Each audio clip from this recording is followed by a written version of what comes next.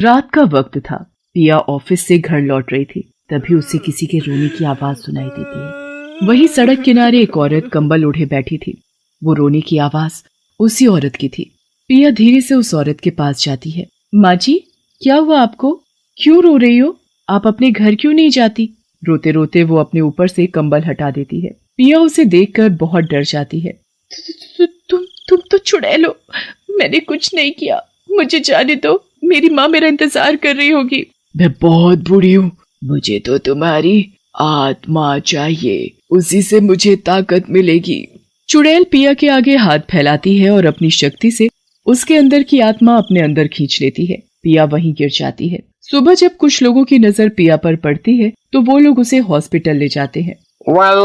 ये लड़की मर चुकी है, पर मेरी समझ में यह नहीं आ रहा, इस लड़की के शरीर पर एक खरोंच का निशान भी नहीं है। फिर ये लड़की कैसे मर गई? अगले दिन वो चुड़ैल कंबल ओढ़े शुक्ला जी के घर के सामने जाकर खड़ी हो जाती है। आज शुक्ला जी के सबसे बड़े बेटे यश का जन्मदिन है।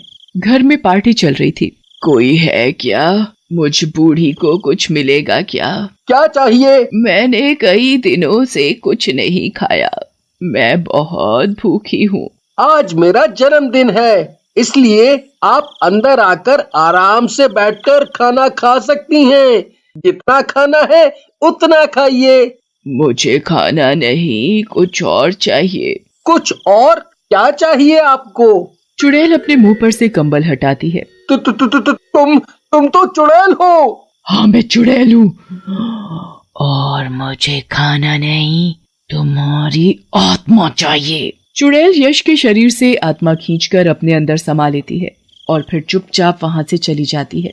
यश को दरवाजे पर पड़ा देख उसकी माँ कुसुम जोर से चिल्ला पड़ती है। मेरे बच्चे, ये तुझे क्या हुआ? तू उठता क्यों नहीं? आंखें खोल, कुछ तो बोल। कुसुम के रोने की आवाज सुन अंदर से बाकी लोग भी बाहर आ जाते हैं। सभी मिलकर यश को अंदर ले जाते हैं। फिर डॉक्टर को बुलाया जाता है। डॉक्टर बताता है कि यश मर चुका है। सभी का रो रो कर बुरा हाल था। वहाँ चुड़ैल कंबल ओढ़े सड़क के बीचों बीच चली जा रही थी। तभी सामने से आती एक कार चुड़ैल को टक्कर मार देती है। चुड़ैल नीचे गिर जाती है। माँ जी, आपको लगी तो नहीं ना? मुझे माफ कर दीजिए, मैंने देखा नहीं था आपको। कोई बात नहीं बेटा, गलती मेरी ही है। मैं अब बूढ़ी हो चली हूँ ना, इसलिए गिर गई। इसमें तुम्हारी कोई गलती नहीं। आइए, मैं आपको अपनी गाड़ी से आपके घर छोड़ दूं। ठीक है बेटा, तुम्हारा बहुत बहुत शुक्रिया। रमेश को बिल्कुल भी पता नहीं था कि वो बूढ़ी औरत एक चुड़ैल है। चुड़ैल ने अपना मुंह कंबल से पूरी तरह ढक जो रखा था। माँ जी, ये तो बताइए आपको जाना कहाँ है? मतलब आपका घर कहाँ है? नुक्कड़ से थोड़ा आगे ही मेरा घर है, तुम मुझे वहाँ छोड़ दो। रमेश अपनी गाड़ी वहीं ले जाता है। लो माँ जी, आपका बताया हुआ रास्ता तो आ गया, अब आप आराम से अपने घर जा सकती हैं। चुड़ैल पीछे की सीट पर बैठी थी। तभी वो अपना कंबल हटाती है और बिना कुछ लिए मैं कैसे जा सकती हूँ? रमेश जैसे ही पीछे मुड़कर देखता है, उसके तो होश ही उड़ जाते हैं। तुम तो कोई चुड़ैल हो। मैं तुम्हारे आगे हाथ जोड़ता हूँ, मुझे जाने दो। जाने दो? तुम जैसे जवान लड़के इतनी आसानी से मिलते कहाँ हैं? रमेश गाड़ी से भागने की कोशिश करता है। तभी चुड़ैल उसके अंदर से आत्मा को खींच लेती है। रमेश वहीं गाड़ी में मर जाता है। चुड़ैल शहर में अभी भी खुलेआम घूम रही थी, अपने नए शिकार की तलाश में।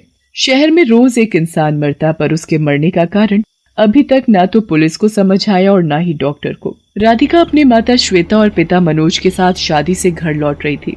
सभी कार में थे। तभी गाड़ी की लाइट चुड़ैल पर जाती है। पापा, गाड़ी रोको। क्या हुआ बेटा, तुमने गाड़ी क्यों रुकवाई? पापा, वो गाड़ी के बाहर देखिए, कोई औरत हमारी गाड़ी के सामने खड़ी है। हाँ, राधिका, तुम भी ना, डरा ही दिया था तुमने तो। मुझे लगा कहीं कोई हमारी गाड़ी के नीचे तो नहीं आ गया।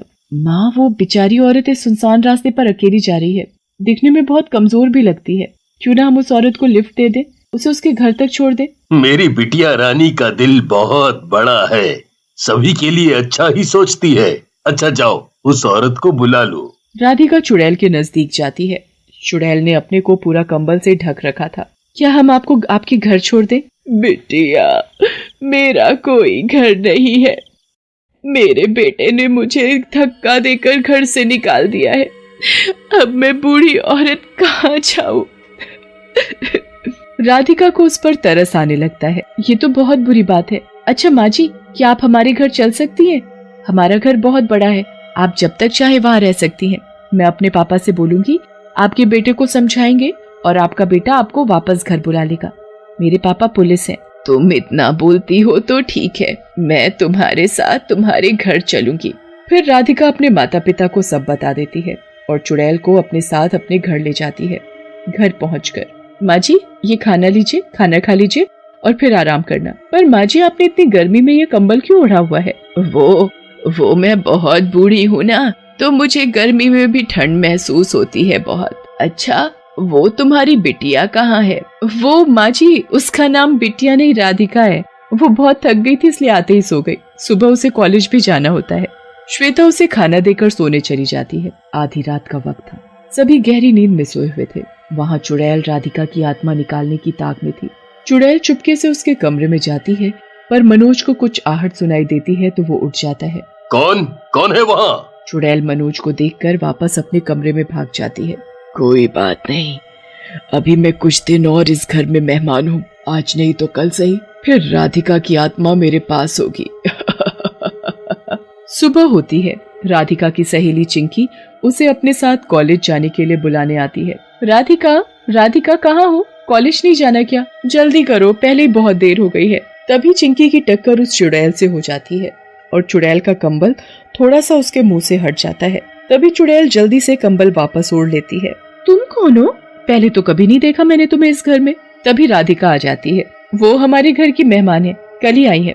पर वो उसकी सूरत। अब देर नहीं हो रही है तुम्हें? चलो अब रास्ते में सब बताती हूँ। दोनों सहेलियां घर से कॉलेज के लिए निकल जाती हैं। रास्ते में चलते चलते, राधिका, वो जो औरत तुम्हारे घर में है वो कुछ अजीब है, मतलब उसकी सूरत बहुत डरावनी थी देखने में। मैंने अभी तक उस औरत की सूरत नहीं देखी। वो हमेशा कंबल ओढ़े रहती है और हाँ, वो 1-2 दिन में वहाँ से चली जाएगी। बेचारी के बेटे ने उन्हें घर से निकाल दिया है। मैंने पापा को बोला है उसके बेटे को समझाने के लिए। और तू भी ना कुछ भी बोले जा रही है, डरावनी सूरत। मैं फिर भी बोलती हूँ, अपना ध्यान रखना। अच्छा मेरी माँ, ठीक है। देखो कॉलेज भी आ गया, अब चलो। कॉलेज की छुट्टी के बाद चिंकी अपने घर और राधिका अपने घर चली जाती है। पर राधिका के दिमाग में चिंकी की कई बात घूम रही थी, इसलिए राधिका आधी रात को चुपके से उस चुड़ैल के कमरे की खिड़की से झांक कर देखती है। उस बूढ़ी औरत को चुड़ैल के रूप में देखकर राधिका पसीना पसीना हो गई। डर से उसका बुरा हाल था। चिंकी ने बिल्कुल सही कहा था, जो उसने देखा था वो सही था। ये सच में कोई चुड़ैल है। पापा को बताती हूँ अभी जाकर। जैसे ही राधिका पीछे मुड़ती है, चुड़ैल उसके पीछे खड़ी होती है। बिना मिले ही चली जाओगी बिटिया रानी। माँ, पापा मुझे बचाओ। राधिका की आवाज सुनकर उसके पापा और माँ दौड़े चले आते हैं। राधिका को चुड़ैल के सामने खड़ा देख चौंक जाते हैं। चुड़ैल? हाँ, मैं वही बूढ़ी औरत हूँ जिसे तुम अपने घर में मेहमान बना कर लाए थे। अब तुम्हारी ये बेटी मरने वाली है, क्योंकि मैं अब इसकी आत्मा निकालने वाली हूँ। मनोज जल्दी से अपने कमरे से पिस्टल निकाल कर लाता है और उस चुड़ैल पर चलाता है। मुझ पर तेरे इस खिलौने का असर नहीं होने। जवान लड़कों और लड़कियों की आत्मा निकालती हूँ मैं। उनकी आत्माओं को अपने अंदर कैद करने से मुझे बहुत ताकत मिलती है, मुझ में बहुत शक्ति आ जाती है, मुझे बहुत अच्छा महसूस होता है। छोड़ दो मेरी बच्ची को, छोड़ दो। वो तो तुम पर तरस खाकर तुम्हें अपने घर में लेकर आई, तुम्हें पनाह दी अपने घर में और तुम उसे ही मारने चली हो। अब मैं जरा भी नहीं रुक सकती। आजा, आजा मेरे अंदर और मुझ में समा जा। जैसे ही चुड़ैल राधिका के सामने हाथ आगे करके उसकी आत्मा निकालती है, वैसे ही सामने से एक तेज रोशनी आते हुए चुड़ैल पर पड़ती है। चुड़ैल जोर से चीखने लगती है। वो रोशनी राधिका के दादाजी की तस्वीर से आ रही थी। राधिका के दादाजी राधिका को अपनी जान से भी ज्यादा प्यार करते थे, इसलिए मरने के बाद भी वो अपनी तस्वीर के जरिए चुड़ैल पर वार कर रहे थे। नहीं, नहीं, मेरी शक्तियाँ कमजोर क्यों पड़ रही है? इस तस्वीर को तो मैं अभी उतार कर फेंकती हूँ। जैसे ही चुड़ैल तस्वीर को फेंकने के लिए उसे हाथ लगाती है, वैसे ही चुड़ैल जलने लगती।